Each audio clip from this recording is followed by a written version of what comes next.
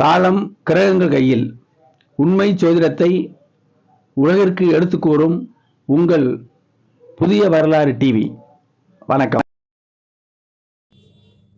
ஓம் சாய்ராம். குருவே நமக. உலகம் முழுக்க பரவியிருக்கின்ற புதிய வரலாறு டிவி மற்றும் அஸ்ட்ரோ சாய் செல்வம் யூடியூப் நேயர்கள் அனைவருக்கும் மதுரை ஜோதிட சாய் செல்வத்தின் இனிய வணக்கங்கள்.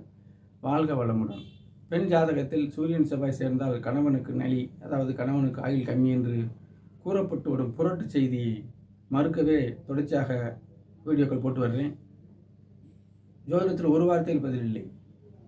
எந்த கிரகம் எங்கு இருக்கிறது, எந்த கிரகத்தை பார்க்கிறது, எந்த கிரகத்தால் பார்க்கப்படுகிறது, அந்த கிரகத்துடைய நிலை என்ன, அம்சத்தில் என்ன நிலை என்றெல்லாம் தெரிஞ்சு அந்த தசை வந்தால்தான் அந்த தோஷமோ யோகமோ நமக்கு அது பாதிக்கும் அப்படிங்கிறத தெரிஞ்சுக்கிறாமல் இந்த மாதிரி செய்திகள் சொல்வது ஜோதிடத்தை மக்கள் நம்ப முடியாமல் போவதற்காகத்தான் இது பலராலும் சொல்லப்படுகிறது.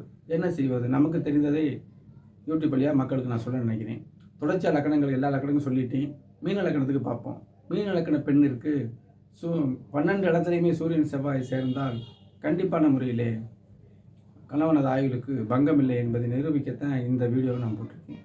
மீன லக்கணம் குருபவனுடைய இல்லம், அதாவது நல்ல ஒழுக்கம், நல்ல சிந்தனை, நல்ல குணங்கள் ஏற்படக்கூடிய மீன லக்கணத்துக்கு சூரியன் செவ்வாய் லக்கணத்தில் இருந்தால் என்ன பலன்? லக்கணத்தில் இருந்தால் அதிகாரமாக இருப்பார். சூரியனும் செவ்வாயும் குரு வீடாக இருக்கிறதுனால தேவைக்கு அதிகாரமாக இருப்பார். சனி பார்த்தால் கொஞ்சம் பலன் குறையும், குரு பார்த்தால் மேன்மை. இப்போ லக்கணத்தில் 6 கூடையவர் சூரியன், 9 கூடையவர் செவ்வாய். தந்தையாரை பிடிக்கும், பிடிக்காமலும் போகும். நல்லா கவனிங்க, நார்மலாக இருப்பாங்க. அப்போ 6ஆம் அதிபதிங்கிற அமைப்பில் அங்கே லக்கணத்தில் இருக்கும் பொழுது அதே நேரத்தில் நல்ல அமைப்பு பார்த்துட்டா இந்த பெண்ணுமே நல்ல வேலையில் இருக்கும், அரசு வேலையில் இருக்கலாம், தந்தையார் இருப்பார். 2ஆம் இடத்துல சூரியன் செவ்வாய். சூரியன் இங்கே உச்சம், பேச்சு கடினமான முறையில் இருக்கும், அதிகாரமாக தான் கண்டிப்பாக இருக்கும். குரு பார்த்தால் அளவுக்கு அதாவது செல்லும் இடம், அதாவது சூரியன் செவ்வாய் 2ஆம் இடத்தில் குரு பார்வை வாங்கினால் அளவோடு இருக்கும் அதிகாரம், தேவையான அதிகாரம் இருக்கும்.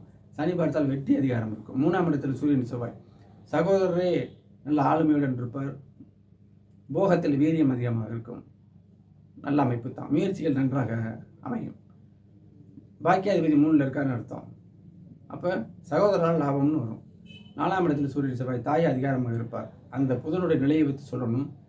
தாயார் குரு போன்ற கிரகத்தால் சந்திரன் பார்க்கப்பட்டால், சந்திரனை குரு பார்த்தாலும் புதனை குரு பார்த்து விட்டாலும் 4ஆம் அதிபதி தாயார் நல்ல அரசு வேலையில் இருப்பார். கரெக்டாக இருக்கும் பலம். 5ஆம் இடத்தில் சூரியன் செவ்வாய். ஆண் வாரிசுக்கு தடை இருந்தாலும் 9 கூடையவர் 5ல் இருக்காரு. தந்தையார்னால இந்த பெண்ணுக்கு நல்ல அனுகூலம் இருக்கும் அப்படின்னு எடுத்துக்கலாம். சனி பார்த்தால் போச்சு, குரு பார்த்தால் நன்மை. 6ஆம் இடத்தில் சூரியன் செவ்வாய். 6ஆம் இடம் எதிரி ஸ்தானம். அங்கே சூரியனும் 9 கூடிய செவ்வாயும் இருக்காங்க. குரு பார்த்தால் நன்மை. குரு பார்த்தால் நல்ல வேலையில் இருப்பார் தந்தையார். சனி பார்த்தால் உறவுகள் சீராக இருக்கும். இதெல்லாம் மற்ற கிரகங்களெல்லாம் வச்சு தான் பலன் சொல்லணும். இருந்தாலும் இது கண்டிப்பாக ஓரளவு சொல்லலாம். 7ஆம் இடத்தில் சூரியன் செவ்வாய். கணவன் கண்டிப்பான அதிகாரம் உள்ளவராக இருப்பார். அரசு வேலையில் இருக்கலாம், செவ்வாயின் துறையில் இருக்கலாம். குரு பார்த்தால், சனி பார்த்தால் கெடுதல். 8ஆம் இடத்தில் சூரியன் செவ்வாய். 6 கூடிய கிரகம் 8 இருக்கக்கூடாது. 6 சூரியன். அப்பாவிற்கு நலிவான அமைப்பு. ஆனாலும் அங்கே சூரியன் நீசம். ஆனாலும் குரு பார்த்துட்டால் பலன் மாறும். சனி பார்த்தால் கெடுதல். 10ஆம் இடத்தில் சூரியன் செவ்வாய். அங்கே 9ஆம் இடத்தில் சூரியன் செவ்வாய். அதுதான் இப்போ சொன்னேன். 10ஆம் இடத்தில் சூரியன் செவ்வாய். 10ஆம் இடத்தில் சூரியன் செவ்வாய் இருக்கும் பொழுது உங்களுக்கு அது திக்பல அமைப்புங்க. உச்சி பொழுதில் பிறக்கிறது. தந்தையாருக்கும் நலவும், இந்த ஜாதகியுமே அரசு வேலையில் இருக்கக்கூடிய அமைப்பு இருக்கும். திக்பலத்தில் பாவக்கிரகங்கள் நல்ல வலிமை பெறும். அந்த இடம் கெட்டுப்போனால் கூட நல்ல ஓரளவு வலிமை பெறும். 10ஆம் இடம். 11ஆம் இடம் இளைய சகோதரத்தால் நன்மை. 11ல் எல்லா கிரகமும் இருக்கலாங்க. அது லாபம் தான். ஜாதகிக்கு லாபம், சகோதரருக்கு லாபம், சகோதரரால் லாபம், தந்தையார் லாபம், இப்படிலாம் வரும். நல்ல அமைப்புங்க. குரு பார்த்தால் மிக மேன்மை. 12வது வெளிநாடுக்கு வெளியே அமைப்புக்கு போகக்கூடியது. அந்த 12ஆம் இடம் இருட்டி சனி போன்ற கிரகங்கள் பார்த்தால் வெளிநாடு போக முடியாது. வெளிநாட்டில் போய் அவஸ்தை பண்ணக்கூடிய அமைப்பாக இருக்கும். 12னாவே ஆகாதுங்க, மறைவு ஸ்தானம் தானே. ஆனால் வெளிச்சப்பட்டால் வெளிநாடு, வெளிமாநிலம். செவ்வாய் யார்? தந்தையார். சூரியன் இங்கே யார்? தந்தையார். பிதுர்காரகன். வெளிநாட்டில் இருக்கக்கூடிய அமைப்பு இருக்கும். இவ்வளோ தான்.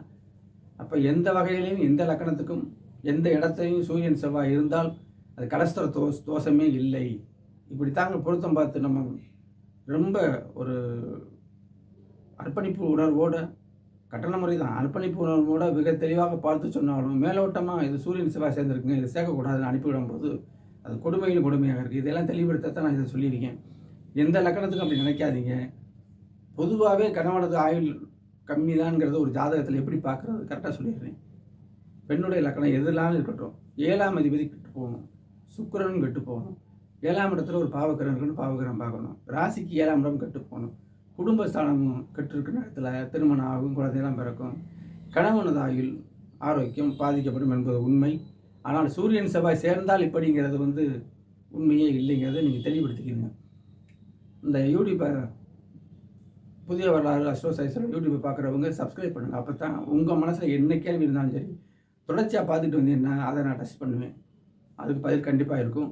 தொடர்ச்சியாக பாருங்கள். உங்கள் தனிப்பட்ட ஜாதக பலன் வேண்டும்னா கட்டண முறையில் மட்டும் திரையில் தெரியக்கூடிய வாட்ஸ்அப் நம்பர் தொடர்புங்க. மிக தெளிவாக உங்களுக்கு பலன்களை கூறுகிறேன்.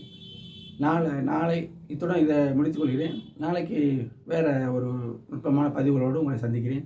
அதுவரை வணக்கம் கூறி விடைபெறுவது உங்கள் ஜோதிஷ் ஆச்சாரியா, ஜோதிட பவன், மதுரை சாய் செல்வம். நன்றி, வணக்கம், வாழ்க வளமுடன்.